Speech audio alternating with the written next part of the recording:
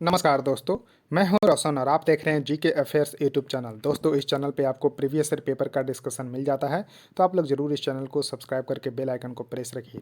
दोस्तों, general awareness से जो मजबूत करने का सबसे बेहतरीन तरीका होता है कि आप प्रीवियस ईयर पेपर को अच्छे से जो है अंडरस्टैंडिंग करके जो है अपना नोट्स बनाते चलें, याद करते चलें और उसको जो है आप अपना टेस्ट जो है लगाते रहें। इससे जो है आप जो है जनरल अवेयरनेस में देखेंगे, कॉन्फिडेंट फील करेंगे और अच्छा स्कोर भी जो है यहाँ पर कर पाएंगे। तो इसी सीरीज़ में हम जो है ये चैनल स्टार्ट किए हैं, आप लोगों को प्रीवियस ईयर पेपर में यहाँ पर करवाता हूँ, तो अपना नोट्स भी साथ में बनाते चलिए। तो आज हम पेपर जो लेकर आए हैं वो है आईबी में जो सिक्योरिटी असिस्टेंट और एमटीएस का पेपर हुआ था 23 मार्च 2023 को थर्ड शिफ्ट में, उसका पेपर हम डिस्कस करेंगे। इसे पहले जो है पेपर हम डिस्कस कर चुके हैं, तो उसको भी देख लीजिएगा। टोटल जो है इसमें 6 एग्ज़ाम हुए थे 6 शिफ्ट में, तो उसका जो है पेपर हम डिस्कस करेंगे। देखिए, आपके पास भी कोई भी क्वेश्चन पेपर होता है तो gkfs25@gmail.com पर भेज सकते हैं और PDF आपको हमारे टेलीग्राम चैनल से प्राप्त कर सकते हैं, जिसका लिंक नीचे डिस्क्रिप्शन में है। पहला क्वेश्चन आपके सामने है कि अम्लीय वर्षा, जब अम्लीय वर्षा होती है तो उसमें जो है किस चीज़ का रिसाव करती है जो पौधों और जानवरों के लिए हानिकारक हो सकती है। तो देखिए, अम्लीय वर्षा जब होती है तो उसमें जो है सल्फ्यूरिक अम्ल और नाइट्रिक एसिड जो है बनती है। किससे? तो सल्फ़र डाइऑक्साइड और जो है यहाँ पर आपको नाइट्रोजन ऑक्साइड से, जो है वायु प्रदूषण से जब निकलते हैं धुआं, तो उसमें सल्फ़र डाइऑक्साइड और जो है नाइट्रोजन के ऑक्साइड से जो यहाँ पर रिएक्शन करके सल्फ्यूरिक अम्ल और नाइट्रिक अम्ल बनते हैं, तो वह जब धरती पे गिरती है, जब जो है पीएच मान जो है 5.5 से कम हो जाती है वर्षा जल का मान, तो उसको जो है अम्लीय वर्षा बोलते हैं, जो कि हानिकारक होती है। तो अम्लीय वर्षा जो है मिट्टी से एल्युमिनियम का रिसाव करती है। किसका रिसाव करती है? ये न्यू क्वेश्चन है, इसको जरूर ध्यान रखिएगा कि अम्लीय वर्षा जो है मिट्टी से एल्युमिनियम का रिसाव करती है, जो पौधों और जानवरों दोनों के लिए हानिकारक होती है। तो पूरा मैंने आपको बताया। उसका देखिए, कर्नाटक संगीत मुख्य रूप से कौन से भारत से संबंधित जो है शास्त्रीय नृत्य है? तो ये आपको ध्यान रखना है दोस्तों, ये है दक्षिण भारत से। दक्षिण भारत से जो है संबंधित है कर्नाटक। जब मैप में देखेंगे इस तरह से तो आपको कर्नाटक यहाँ पर जो है देखने को मिलेगा, तो दक्षिण भारत ही देखने को मिलती है। अब देखिए, 23 नवंबर 2021 को नीति आयोग ने एसडीजी यानी कि सस्टेनेबल डेवलपमेंट गोल शहरी सूचकांक 2021 और 22 से जो है जारी किया, जिसमें कुल कितने शहरी क्षेत्रों को स्थान दिया गया। तो जैसा कि आपको पता होगा कि 2015 में जो है सस्टेनेबल डेवलपमेंट गोल जो है यूनाइटेड नेशन के 193 कंट्रीज ने जो है अपनाया था, जो कि 2030 तक 17 जो है गोल जो है प्राप्त करने हैं। तो इसी उद्देश्य से जो है भारत सरकार के जो नीति आयोग है, उन्होंने भी एसडीजी यानी कि सस्टेनेबल डेवलपमेंट गोल शहरी सूचकांक 2021-22 जो है जारी किया है, जिसमें कुल मिलाकर 56 जो है शहरों को जो है शहरी क्षेत्रों को स्थान दिया गया है। तो 56 इसका करेक्ट आंसर होगा। अब देखिए, क्वेश्चन है कि मांसपेशियों में कार्बोहाइड्रेट जो है किस रूप में उपस्थित रहता है। तो जो मांसपेशियां होती है उसमें कार्बोहाइड्रेट जो है ग्लाइकोजन के रूप में जो है उपस्थित रहता है। ध्यान रखिएगा, ग्लाइकोजन इसका सही आंसर होगा। अब देखिए, क्वेश्चन है कि 2022 के पर्यावरण प्रदर्शन सूचकांक में यानी कि इन्वायरमेंट परफॉर्मेंस इंडेक्स में भारत की रैंक क्या थी। देखिए, 180 कंट्री को इसमें जगह दी गई थी और भारत का रैंक 180 यानी कि फुल आउट ऑफ फुल जो है यहाँ पर आपको नंबर देखने को मिलता है। तो देखिए, जोक सपाट भारत का प्रदर्शन जो है बहुत ही ख़राब रहा था। आप समझ सकते हैं कि नीचे से टॉप हम लोगों ने किया है। तो इन्वायरमेंट जो परफॉर्मेंस इंडेक्स में 180 रैंक जो है रहा था। अब देखिए, क्वेश्चन है कि 2022 में डायमंड लीग का खिताब जीतने वाले पहले भारतीय कौन बने। तो देखिए, डायमंड लीग का खिताब नीरज चोपड़ा ने जीता है। तो और इन्होंने टोक्यो ओलंपिक में जो है व्यक्तिगत स्वर्ण स्पर्धा में जीतने वाले दूसरे जो है भारतीय बने। पहले जो है आपको ध्यान रखना है, चलो पहले का नाम आप बताइए, वो शूटिंग से संबंधित है, तो इसको जरूर ध्यान रखिएगा। और इन्होंने 87.58 मीटर जो है भाला जो है फेंके थे नीरज चोपड़ा। तो ये भाला फेंक यानी कि जेवलिन थ्रो से जो है इम्पोर्टेंट है। और जेवलिन थ्रो जो है 7 अगस्त को एक दिवस जो है मनाया जाता है, क्योंकि 7 अगस्त 2021 को जो है नीरज चोपड़ा ने यहाँ पर टोक्यो ओलंपिक में जो गोल्ड मेडल जीते थे। अब देखिए, क्वेश्चन है कि जटिल कार्बोहाइड्रेट्स में क्या होते हैं या अधिक शर्करा एक या अधिक जो है जटिल रासायनिक संरचना में एक साथ बनते हैं। तो देखिए, जटिल जब कार्बोहाइड्रेट को अगर हम बोलते हैं तो इसमें 3 या उससे अधिक जो है शर्करा एक अधिक जटिल रासायनिक संरचना में बंधे होते हैं। तो 3 इसका जो है सही उत्तर होगा। अब देखिए क्वेश्चन है कि स्वच्छता कार्यकर्ताओं की सुरक्षा और सम्मान सुनिश्चित करने के लिए सामाजिक न्याय और अधिकारिता मंत्रालय ने नमस्ते योजना को जो है एक नई योजना की घोषणा की है, जिसका फुल फॉर्म है National Action Plan for Mechanised Sanitation Ecosystem. क्या है? National Action Plan for Mechanised Sanitation Ecosystem, नमस्ते योजना, इसको ध्यान रखिएगा, जिसको सामाजिक न्याय और अधिकारिता मंत्रालय ने जो है शुरू किया है। किस लिए? तो स्वच्छता कार्यकर्ताओं की सुरक्षा और सम्मान सुनिश्चित करने के लिए। इसके जो है घोषणा देखिए, देख सकते हैं कि नमस्ते स्कीम को केंद्रीय बजट 2023 में 100 करोड़ रुपए आवंटित किए गए थे। सरकार का उद्देश्य कस्बों और शहरों में सेप्टिक टैंक की सफाई और सीवर की सफाई का मशीनीकरण करना है, यानी कि मशीन से जो है सफाई करना है। इसका उद्देश्य सफाई कर्मचारियों को वैकल्पिक आजीविका जो है प्रदान करना है, इनके बदले व्यवहार में बदलाव करने का। जिस स्वच्छता क्षेत्र में शून्य मृत्यु दर जो है, कोई भी सफाई कर्मचारी मल को ना तो छुएगा और ना ही सीधे संपर्क में आएगा। सफाई कर्मियों को स्वयं सहायता समूह बनाने के लिए प्रोत्साहित करेगा। श्रमिकों को वैकल्पिक आजीविका तक पहुंच, क्योंकि मशीनीकरण से उद्योग में कुछ लोगों का नौकरियों का नुकसान हो सकता है। तो ये सब जो है लक्ष्य रखा गया था। अब देखिए क्वेश्चन है कि भारत सरकार की निम्नलिखित में से कौन सी योजना अल्पसंख्यक समुदायों के विद्यार्थियों को सशक्त बनाने और उन्हें प्रतियोगी परीक्षाओं के लिए तैयार करने के लिए, तो नया सवेरा एक जो है योजना जो है शुरू किया गया है, जिसमें कि अल्पसंख्यक समुदाय की, कौन से समुदाय? अल्पसंख्यक समुदाय के विद्यार्थियों को सशक्त बनाने और जो कम्पिटिटिव एग्जाम होते हैं उसको जो है तैयार करने के लिए जो है शुरू किया गया है नया सवेरा। अब देखिए क्वेश्चन है कि एक बौद्ध मठ है जिसे द गोल्डन टेम्पल के नाम से भी जाना जाता है, जो कि कर्नाटक के बयालकुप्पे में स्थित है। तो है नाम द्रोलिंग जो है प्रसिद्ध मठ, बौद्ध मठ है, इसको ध्यान रखिएगा, नाम द्रोलिंग इसका सही आंसर होगा। क्वेश्चन है कि लिटमस पत्र की तरह कौन जो है रासायनिक पदार्थों की प्रकृति का परीक्षण करने के लिए प्राकृतिक संकेतक है? तो देखिए नेचुरल जो है इंडिकेटर है वो हल्दी इसका सही आंसर होगा। तो हल्दी जो है, जो लिटमस पत्र की तरह ही एक जो है रासायनिक पदार्थों की प्रकृति का परीक्षण करने के लिए जो है नेचुरल इंडिकेटर माना जाता है हल्दी। क्वेश्चन है कि 2022 में बीसीसीआई के 36वें अध्यक्ष के रूप में किसे चुना गया? तो बीसीसीआई के जो प्रेसिडेंट चुने गए 36 नंबर के, वो हैं रोजर बिन्नी जी। इससे पहले 35वें नंबर के थे सौरभ गांगुली। तो इसको ध्यान रखिएगा, सौरभ गांगुली के स्थान पे कौन बने हैं? तो Roger Binny. Correct answer A सही होगा। अब देखिए क्वेश्चन है कि प्रसिद्ध लखनऊ घराने से संबंधित शास्त्रीय नृत्य शैली कौन है? देखिए लखनऊ घराने से संबंधित शास्त्रीय नृत्य है कथक, और नॉर्थ इंडिया का है, और टोटल 8 जो है शास्त्रीय नृत्य जो है भारत में है, इसको भी ध्यान रखिएगा। अब देखिए क्वेश्चन है कि निम्नलिखित में से कौन सा विटामिन सूर्य के प्रकाश से मानव त्वचा पर परावैंगनिक किरणों के अपघात के कारण संश्लेषित होता है? तो विटामिन डी जो है सही आंसर होगा। तो विटामिन डी इसका सही आंसर हो जाएगा। क्वेश्चन है कि नाटी लोक नृत्य, तो देखिए नाटी लोक नृत्य जो है हिमाचल प्रदेश से संबंधित है। क्वेश्चन जो है कई बार एग्जाम में आ चुके हैं कि नाटी जो लोक नृत्य है वो किस राज्य से संबंधित है? तो हिमाचल सही आंसर होगा।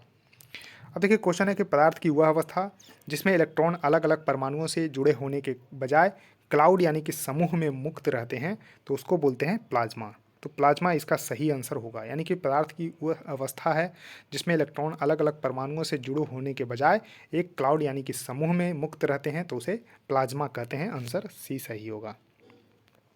क्वेश्चन है कि खेलो इंडिया आंदोलन के तहत जो यूथ अफेयर एंड स्पोर्ट्स मंत्रालय ने 2024 तक, देखिए 22 का मतलब है youth affair and sports ministry है, 2024 तक जो है देश भर में कितने खेलो इंडिया केंद्र स्थापित करने का निर्णय किया है? तो 1000। तो ध्यान रखिएगा पूरे 1000 जो है खेलो इंडिया केंद्र स्थापित करेगा कौन? तो यूथ अफेयर एंड स्पोर्ट्स मंत्रालय ने। किस आंदोलन के तहत? तो खेलो इंडिया आंदोलन के तहत। कब तक? तो 2024 तक।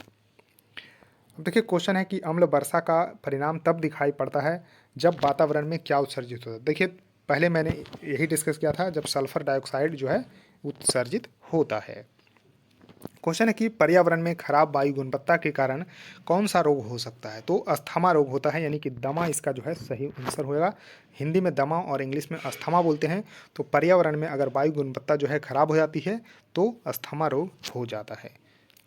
अब देखिए क्वेश्चन है कि कौन सा घराना जो है ख्याल संगीत से संबंधित नहीं है? तो देखिए ख्याल संगीत से संबंधित घराना है वो है किराना, पटियाला और ग्वालियर। लखनऊ घराना जो है इससे संबंधित नहीं है, एक कथक से संबंधित है। कथक जो नृत्य है इससे संबंधित है, ये भी आपको ध्यान रखना है।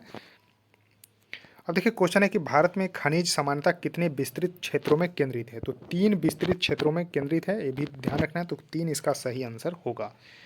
अब देखिए क्वेश्चन है कि राजस्व और लागत के बीच के अंतर जो है क्या कहलाती है, तो लाभ कहलाती है। तो इसको ध्यान रखना है कि जो राजस्व है और लागत उसके बीच के अंतर यानी कि जो प्राप्तियां हो रही है और जो हमने लगाया है उसके बीच के अंतर को जो है लाभ बोलते हैं। क्वेश्चन है कि मौलिक कर्तव्यों को भारतीय संविधान में कब जोड़ा गया। देखिए इसको तो मैंने कितने बार बताए हैं कि 1976 में जो है 42वां संविधान संशोधन के द्वारा मौलिक कर्तव्य को जोड़ा गया है और शुरू में 10 जो है मौलिक कर्तव्य रखे गए थे। फिर जो है 86 कॉन्स्टिट्यूशनल अमेंडमेंट 2002 में हुआ, जिसमें कि 6 से 14 आयु वर्ष के बच्चों को जो है free and compulsory education provide करवाना था। तो इस वजह से जो है 11वां जो है यहाँ पर आपको ध्यान रखना है मौलिक कर्तव्य जोड़ा गया और ये यूएसएसआर के संविधान से लिया गया है, यानी कि आप कह सकते हैं कि रूस के संविधान से लिया गया है मौलिक कर्तव्य। और स्वर्ण सिंह समिति के आधार पे जो है यानी कि उनके जो है अनुशंसा के आधार पे जो है मौलिक कर्तव्य को जोड़ा गया था भारतीय संविधान में। तो इसको भी ध्यान रखना है। तो अभी वर्तमान में 11 मौलिक कर्तव्य हैं। तो 1976 इसका सही उत्तर होगा। और जो 1976 का जो 42वां संविधान संशोधन हुआ उसको लघु जो है संविधान जो है बोला जाता है इसको, क्योंकि उसमें बहुत सारा जो है संविधान संशोधन हुए थे। अब देखिए क्वेश्चन है कि दूसरे गोलमेज सम्मेलन से ठीक पहले भारत में वायसराय के रूप में लॉर्ड विलिंगटन थे और इनके द्वारा जो है यानी कि तब बन गए फिर लॉर्ड इरविन। तो करेक्ट आंसर यहाँ पर ए होगा लॉर्ड इरविन, यानी कि लॉर्ड इरविन से पहले कौन थे, लॉर्ड विलिंगटन। क्वेश्चन है कि भारतीय राष्ट्रीय कांग्रेस के 17वीं लोकसभा में कितने सांसद हैं।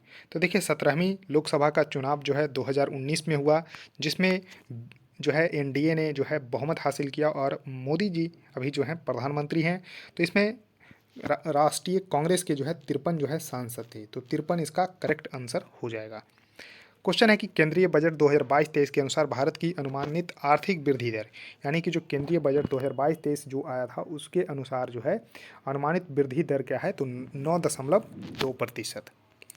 क्वेश्चन है कि 2011 की जनगणना के अनुसार भारत की साक्षरता दर जो है कितनी है। तो देखिए भारत की साक्षरता दर जो है 74.04%। क्वेश्चन है कि निम्नलिखित में से कौन सा भारतीय संविधान के मौलिक अधिकार नहीं है। तो देखिए मौलिक अधिकार नहीं है। तो देखिए मौलिक अधिकार कौन सा है, भारत के किसी भी क्षेत्र में हिस्से में रहना और बसना है, धार्मिक और धर्मार्थ उद्देश्यों के लिए संस्थानों की स्थापना करना और रख रखाव भी है, भारत के पूरे क्षेत्र में स्वतंत्र रूप से घूमना है, जबकि वैज्ञानिक स्वभाव, मानवतावाद और पूछताछ और सुधार की भावना विकास करना ये मौलिक अधिकार नहीं है। तो आंसर एक सही होगा। क्वेश्चन है कि केंद्रीय बजट 2022-23 के अनुसार आपातकालीन क्रेडिट लाइन गारंटी योजना, जिसको इंग्लिश में बोलते हैं emergency credit line guarantee scheme, तो कब तक जो है बढ़ाया जाएगा। तो मार्च 2023 तक बढ़ाया गया था, इसको भी ध्यान रखना है। मार्च 2023 सही उत्तर होगा। क्वेश्चन है कि किनको जो है 18वीं और 19वीं शताब्दी के भारत में उनके द्वारा किए गए उल्लेखनीय परिवर्तनों के कारण जो है आधुनिक भारतीय पुनर्जागरण का जनक कहा जाता है। तो राजा राम मोहन राय इसका सही उत्तर होगा। कुल मिलाकर जो है आपको इतना ध्यान रखना है कि आधुनिक भारत के पुनर्जागरण जो है राजा राम मोहन राय को जाना जाता है, जिन्होंने जो है 18वीं और 19वीं शताब्दी में भारत में अनेक जो है महत्वपूर्ण परिवर्तन किए, जिसमें जो है सती प्रथा को बैन करवाना इसमें जो है आपको सबसे इम्पोर्टेंट माना जाता है। तो इसको भी ध्यान रखना है। और ब्रह्म समाज की स्थापना भी इन्होंने ही की थी। अब देखिए क्वेश्चन है कि पालो, प्रतिहारो और राष्ट्रकूटों ये तीनों के बीच में जो है किस शहर के नियंत्रण के लिए युद्ध में भाग लिया था। तो कन्नौज पे जो है नियंत्रण करने के लिए पाल और प्रतिहार और राष्ट्रकूट ने जो है यहाँ पर युद्ध में भाग लिया था। तो कन्नौज इसका सही उत्तर होगा। अब देखिए 1724 में आसफ जाह की उपाधि के साथ दक्कन का वायसराय किसे नियुक्त किया गया। तो देखिए कब, तो 1724 में किनको जो है आसफ शाह की उपाधि, तो आसफ शाह की उपाधि के साथ दक्कन का वायसराय कमर उद्दीन सिद्दीकी को बनाया गया था। तो कमर उद्दीन सिद्दीकी सही आंसर होगा। क्वेश्चन है कि बाबर ने इब्राहिम लोदी को कब हराया और मारा भी। तो 1526 में पानीपत की प्रथम लड़ाई जब हुई थी उसमें बाबर ने इब्राहिम लोदी को हराया और मारा था। तो इस वजह से और उसके बाद जो है मुगल वंश की स्थापना हुई थी। क्वेश्चन है कि 2011 की जनगणना के अनुसार जनसंख्या घनत्व का सबसे कम रिकॉर्ड जो है 17 किलोमीटर प्रति स्क्वायर 17 जो है प्रति किलोमीटर स्क्वायर रखी, यानी कि 1 किलोमीटर स्क्वायर में जो है जितने लोग रहते हैं उसको जो है जनसंख्या घनत्व बोला जाता है। तो 1 किलोमीटर स्क्वायर में तो 17 लोग मात्र ही रहते हैं, उसमें अरुणाचल प्रदेश सही उत्तर होगा। तो और सबसे ज़्यादा जो है बिहार में है, इसको भी ध्यान रखना है। 1106 प्रति किलोमीटर स्क्वायर रहते हैं बिहार में। क्वेश्चन है कि दिसंबर 2022 तक प्राप्त जानकारी के अनुसार भारत के सबसे कम उम्र के महाधिवक्ता, किसी उच्च न्यायालय के सबसे कम उम्र के मुख्य न्यायाधीश और भारत के सर्वोच्च न्यायालय के सबसे कम उम्र के न्यायाधीश कौन थे?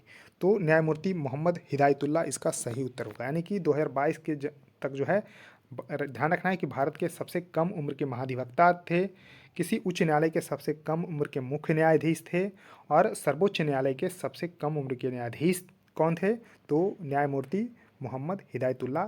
तीनों क्वेश्चन का सही आंसर मोहम्मद हिदायतुल्लाह सही होगा।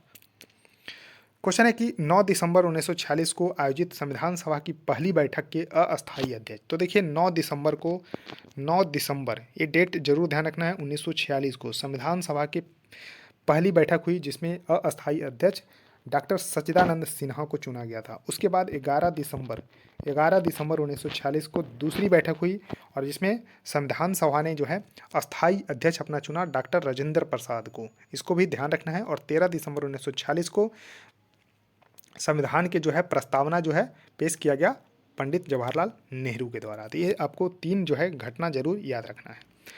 अब देखिए क्वेश्चन है कि निम्नलिखित में से किस वर्ष में महाराष्ट्र राज्य ने महाराष्ट्र लोकायुक्त और उप लोकायुक्त अधिनियम के माध्यम से लोकायुक्त की शुरुआत की थी? तो 1971 इसका सही उत्तर होगा। 1971 में जो है महाराष्ट्र राज्य ने महाराष्ट्र लोकायुक्त और उप लोकायुक्त अधिनियम के माध्यम से लोकायुक्त की नियुक्ति की थी। क्वेश्चन है कि भारत के बारे में सही कथन आपको बताना है। तो भारत का बेसिकली लोकेशन तो मेन लैंड के बारे में पूछा गया है। तो भारत जो है मुख्य भूमि जो है 8 डिग्री 4 मिनट से शुरुआत होकर कहाँ तक जाती है? तो 37 डिग्री और 6 मिनट उत्तरी अक्षांश तक जाती है। और देशांतर कितना है? तो 68, ध्यान रखना 68 डिग्री 7 मिनट से लेके 97 डिग्री 25 जो है मिनट ईस्ट देशांतर तक जाती है। यानी कि उत्तरी गोलार्ध में आपको और पूर्वी देशांतर में जो है यहाँ पर आपको ध्यान रखना है कि भारत लाई करता है। ये भी क्वेश्चन पूछे गए। तो 8 डिग्री 4 मिनट और 37 डिग्री 6 मिनट नॉर्थ में यानी कि नॉर्थ अक्षांश में और आपको 68 60 से लेके 97 25 तक। तो करेक्ट आंसर दूसरा सही होगा। अब देखिए 2011 की जनगणना के अनुसार निम्नलिखित में से किस जिले की जनसंख्या वृद्धि दर 10% से कम है? तो हुगली इसका सही उत्तर होगा। तो इसको भी ध्यान रखना है। अब देखिए संविधान का 101वां संविधान संशोधन। तो 101वां संविधान संशोधन 2016 में हुआ। तो जीएसटी के लिए यानी कि गुड्स एंड सर्विस टैक्स, जिसको हिंदी में वस्तु और सेवा कर की शुरुआत माना जाता है, इसको भी जरूर ध्यान रखना है। और आर्थिक रूप से कमजोर वर्गों के लिए ईडब्ल्यूएस के लिए था 103वां। तो इसको भी ध्यान रखना है। तो दोस्तों 40 क्वेश्चन थे, मैंने एक एक करके सभी को डिस्कस किया। तो दोस्तों इस वीडियो में इतना ही रखता हूँ। इसी तरह से इस चैनल पे लगातार जो है प्रीवियस ईयर पेपर का डिस्कशन करते रहेंगे। बस आपको करना क्या है, चैनल को सब्सक्राइब करना है, बेल आइकन को प्रेस रखना है। सो थैंक यू दोस्तों, इस वीडियो में इतना ही, धन्यवाद।